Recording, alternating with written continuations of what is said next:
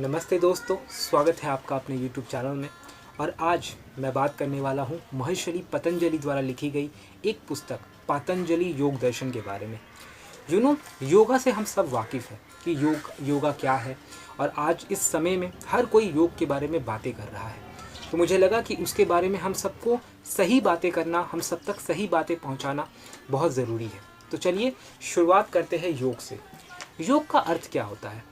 आज आप अगर गूगल पे जाओगे या कहीं पे भी जाके सर्च करोगे योग का अर्थ, तो एक ही अर्थ निकल के आता है, वो है यूनियन। योग का अर्थ होता है जोड़। मैं ये नहीं कह रहा हूँ कि ये अर्थ जो है वो गलत है, ये पूरी तरह सही है, लेकिन महर्षि पतंजलि ने अपने ग्रंथ में इस अर्थ की व्याख्या कहीं नहीं की है। उन्होंने कहीं नहीं कहा है कि जोड़ ही अर्थ होता है। उन्होंने योग का जो वास्तविक अर्थ उन्होंने जो ये बताया कि योग का अर्थ होता है स्वयं के वास्तविक चैतन्य स्वरूप के साथ एकाकार होना, यानी आत्म साक्षात्कार की तरफ वो इशारा कर रहे थे। यानी कि जो व्यक्ति है वो अपने स्वरूप को पूरी तरह से जान ले, अपनी प्रकृति को पूरी तरह से जान ले, यही योग है, यही योग का मुख्य उद्देश्य है। तो उसी को ध्यान में रखते हुए मैंने एक सीरीज़ बनाने की शुरुआत की है पतंजलि योग दर्शन के नाम से, और आज इस सीरीज़ की पहली वीडियो है।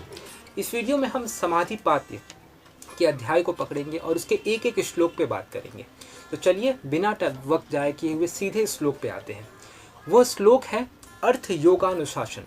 अर्थ योगा अनुशासन। दोस्तों, पहली ही श्लोक में महर्षि पतंजलि ने योग के साथ अनुशासन को जोड़ने की कोशिश क्या की? उन्होंने यही कहा कि अर्थ अनुसार योगा अनुशासन, यानी कि जब आप योग का नाम ले तो सबसे पहले उन्होंने कोई जोड़ की बात नहीं की, उन्होंने किसी और चीज़ की बात नहीं की कि ये मतलब होता है, योग का अर्थ नहीं समझाया।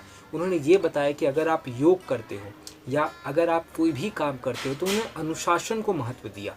यानी कि अगर आप कोई भी योग साधक है, और योगा सिर्फ आसन या प्राणायाम को नहीं कहते हैं, योग हर वो चीज़ है जिससे आप जुड़ते हो। जैसा कि आजकल आधुनिक प्रणाली में योग का अर्थ होता है जुड़ना, तो इसे आप इस संदर्भ में भी समझ सकते हो कि हर वो काम जो जिस पे आप जुड़ते हो उसमें अनुशासन की ज़रूरत होती है। यानी कोई भी साधक अगर योग का अभ्यास कर रहा है तो उसकी पहली शर्त यही होगी कि वो अनुशासन का पालन करे, नहीं तो वो योग की जो वास्तविक उद्देश्य है या योग का जो लाभ है वो उसे नहीं मिल पाएगा। तो पहली शर्त यही है कि योग के साथ सबसे पहली शर्त वो है अनुशासन का जोड़। तो चलिए इस वीडियो को यहीं पे समाप्त करते हैं। मिलते हैं अगले श्लोक के साथ अगली वीडियो में। Thank you so much for watching this video.